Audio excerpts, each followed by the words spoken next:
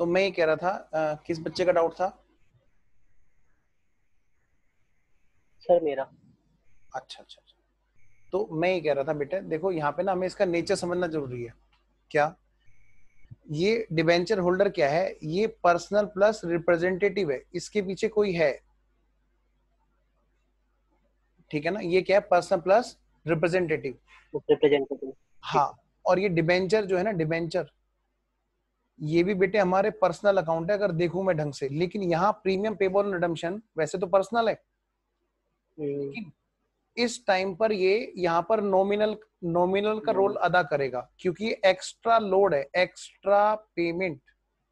क्योंकि मैंने पिछले ईयर्स का डाटा लूज कर दिया यहाँ पे, तो मैं तो यही देख रहा हूँ प्रीमियम को क्या मैं एक्स्ट्रा दे रहा हूँ।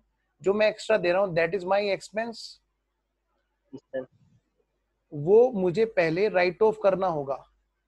तो इसलिए बेटे मैं राइट ऑफ कर रहा हूँ यहाँ, PNL account debit to premium payable on redemption. Return.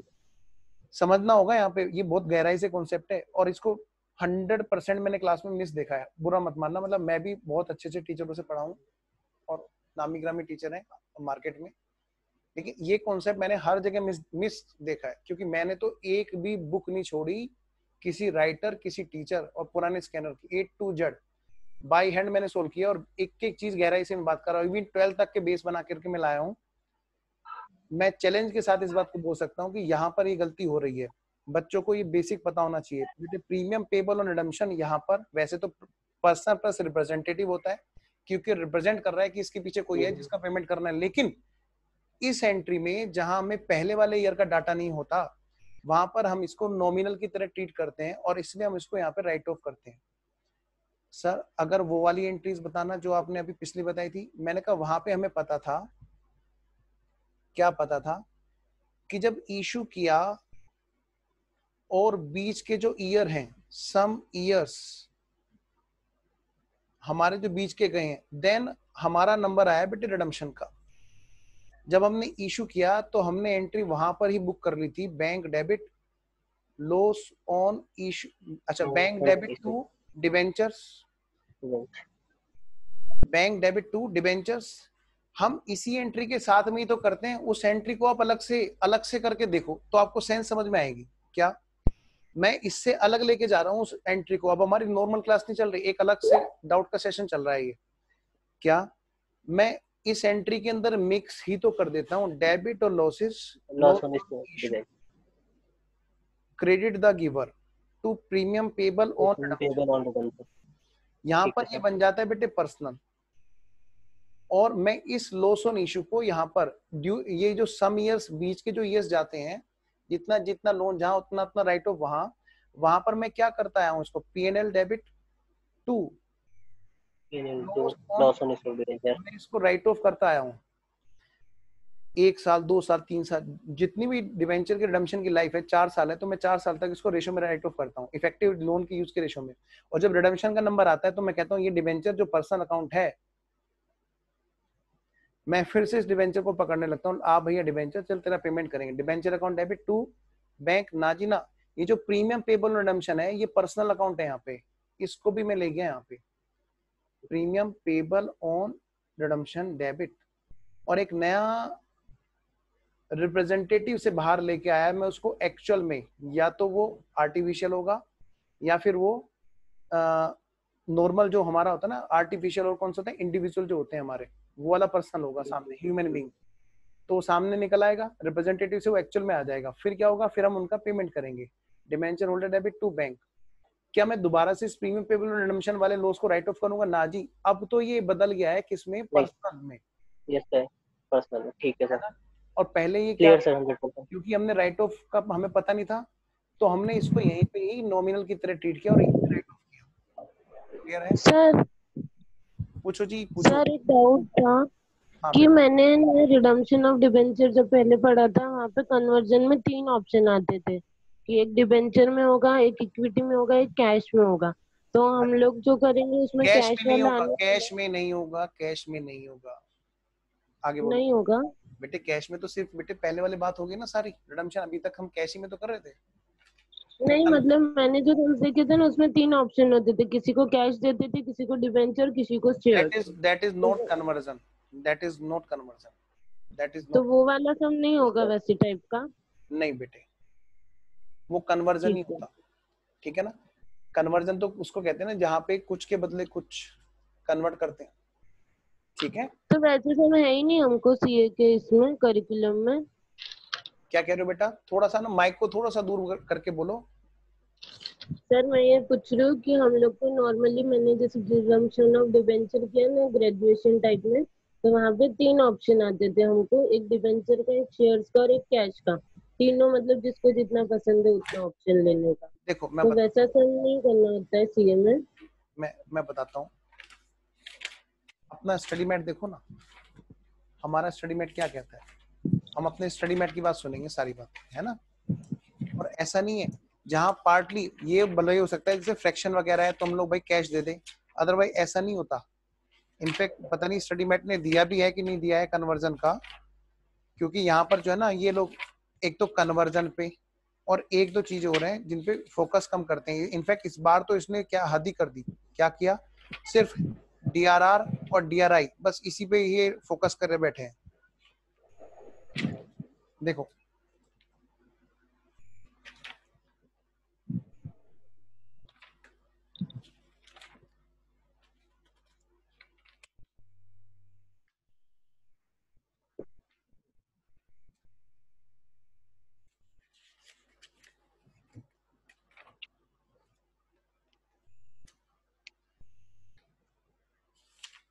आपके यहाँ पे, अब जैसे मैं एक एग्जांपल यही लेता हूँ क्या, कि हमारा जो स्टडी मैट है वो इस चीज को ना 4 पार्ट में दिखाता है रिडम्पशन। एक बुक स्टडी मैट ने बनाई, उसने कहा 4 पार्ट में होता है रिडम्पशन। एक बुक मैंने बनाई, मैं अपने यहाँ पर ये दोनों एक ही चीज में दिखाता हूँ कि इंस्टॉलमेंट में है। ऐसे कोई और टीचर होगा वो शायद किसी और तरह से इसको क्लासिफाई कर दे, ठीक है। लेकिन बात अल्टीमेटली घूम फिर के वहीं आनी है। यहाँ पर आप देखोगे कन्वर्जन में सिर्फ यही बात होती है, किसी चीज को दूसरी चीज में कन्वर्ट कर देना। मेरे कहने का ये मतलब है कि हर पर्सन अपने अकॉर्डिंग बुक को क्लासिफाई कर देता है अपनी कंफर्टेबिलिटी के हिसाब से। अब जैसे मैं बात करूं यहाँ पे, डिवेंचर्स कन्वर्टेबल होंगे तभी तो वो कन्वर्ट कर पाएंगे, अदरवाइज नहीं। अगर नहीं है कन्वर्टेबल तभी डीआरआर की बात आती है ना। अब आपका जो डाउट था जो कन्वर्टेबल है, अब कन्वर्टेबल है किसी चीज में तो कन्वर्ट करेंगे ना, वो कैश में कन्वर्ट करेंगे, then these are what, these are being paid. वो क्या है, वो तो उनका तो पेमेंट हो रहा है, फिर उनका कन्वर्जन नहीं हो रहा बेटा। अच्छा। फिर भी आपको कोई ऐसी चीज लगे तो आप प्लीज मुझे जरूर बताइएगा, ठीक है। नहीं मुझे लगा कि कैश में अपन पेड कर सकते हैं, इसलिए मैंने सोचा पूछ लिया। नहीं इसमें हम लोग लेजर नहीं बनाएंगे किसमें, आपकी बार तो मैं कह रहा हूँ जब तक ये काम इन्होंने कर रखा है ना, सबसे ज्यादा फोकस जन एंट्री पे है। डोंट वरी, हम लोग लेजर की प्रैक्टिस भी करेंगे, अभी करेंगे ना स्टडी मैट के क्वेश्चन। अगली क्लास में आधी क्लास हमारी एग्जाम्पल में जाएगी, फिर हमारा स्टडी मैट के क्वेश्चन शुरू हो जाएंगे, ठीक है। और अगर कोई कंफ्यूजन हो तो ध्यान से बेटे यहाँ पे देख लो, कोई भी अगर पार्टली कन्वर्टेबल होते हैं तो जो नॉन कन्वर्टेबल पार्ट है उसको ऐसे डील करते हैं, जो कन्वर्टेबल पार्ट है उतने के लिए डीआरआर नहीं बनाते हैं, ठीक है। चले खैर कोई बात नहीं, ऐसे तो हम लोग ना इधर मिक्स कर देंगे। कुछ नहीं करना, सिर्फ इतना करना है क्या, कि अगली क्लास में हमें अब तक का किया हुआ सारा दोहरा के आना है, सारा का सारा पढ़ के आना है।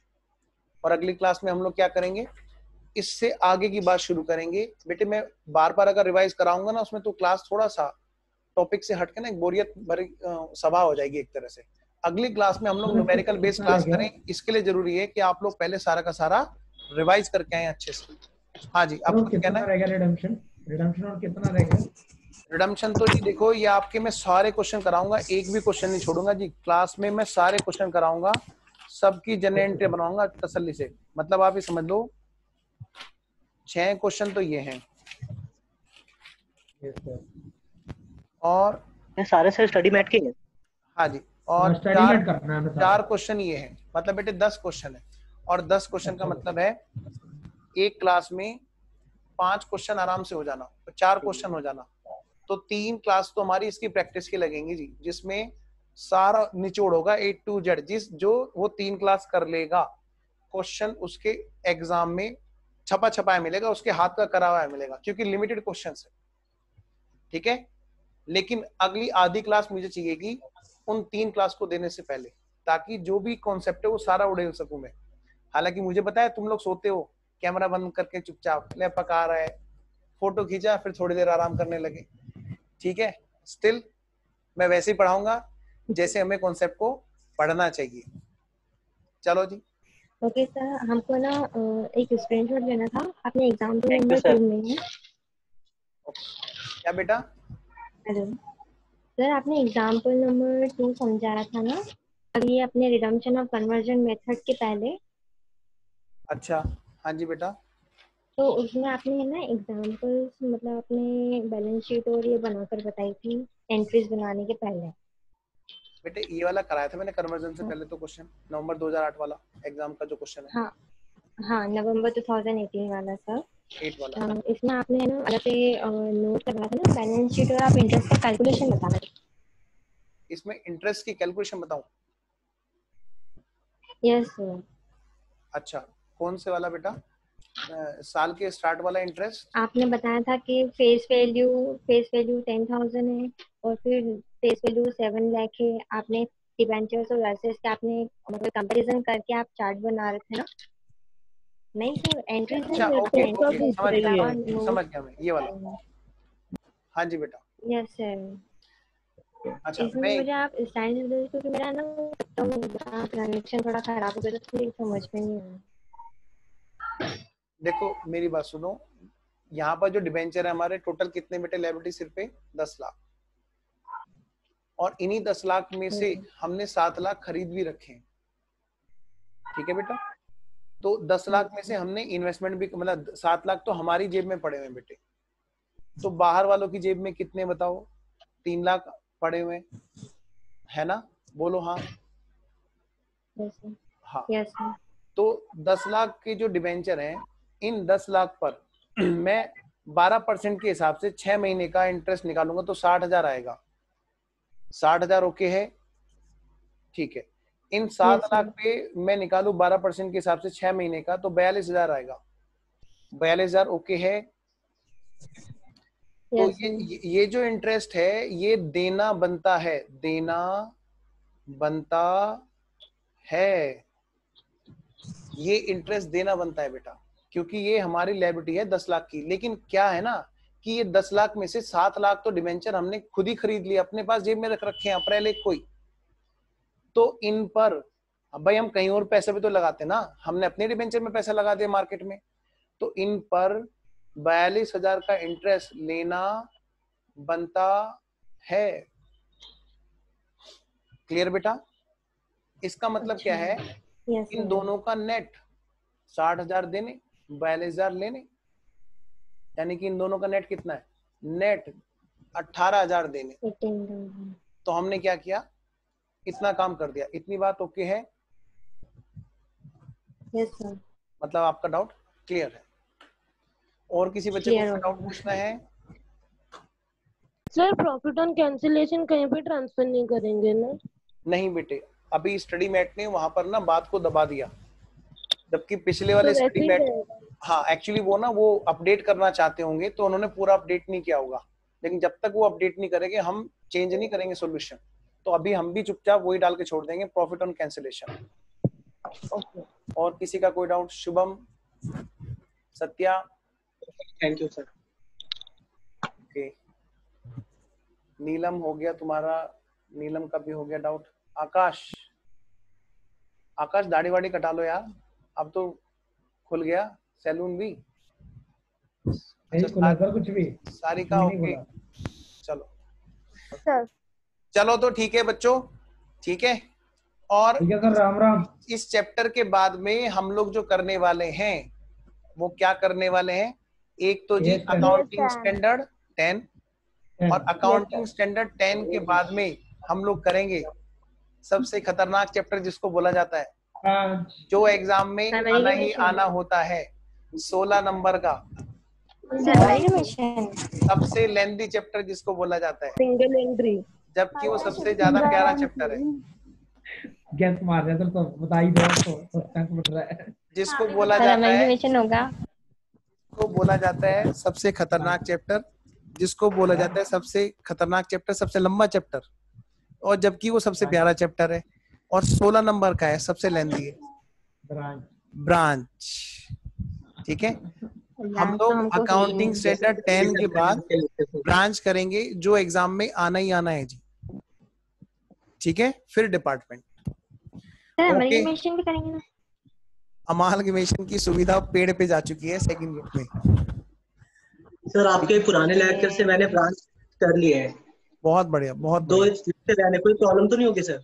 नहीं नहीं, मैंने तो पहले बोला है, यहाँ पे आप लोग आ रहे हो, रिकॉर्डिंग से कर लोगे, टाइम बच जाएगा। फिर भी किसी को लगता है कि नहीं भाई नहीं, हम लाइव में कर लेते हैं, तो मैं यहाँ पे हूँ। ग्रुप 1 पूरा आपके लिए सरेंडर। ठीक है, वैसे उसके अंदर एनिमेशन तो नहीं है ना? फर्स्ट ग्रुप में अमालगमेशन नहीं है बेटा, नए सिलेबस में। ये सर गलत बात है। हाँ, वो ओल्ड वालों का क्या होगा फिर? क्या बेटा? कुछ नहीं होगा, जो खुदा चाहेगा वही होगा। चलो हमारा कोई नहीं, मैं बता देता हूँ। नहीं नहीं, आप सर्च करोगे, पुराना अमालगमेशन मिल जाएगा। ठीक है, टेंशन मत लो। ओके चलो, okay, thank you sir. Okay, ठीक है सर, बाय। बाय। अच्छा, फीडबैक जरूर देना। ठीक है, यस सर। हाँ, और यस सर।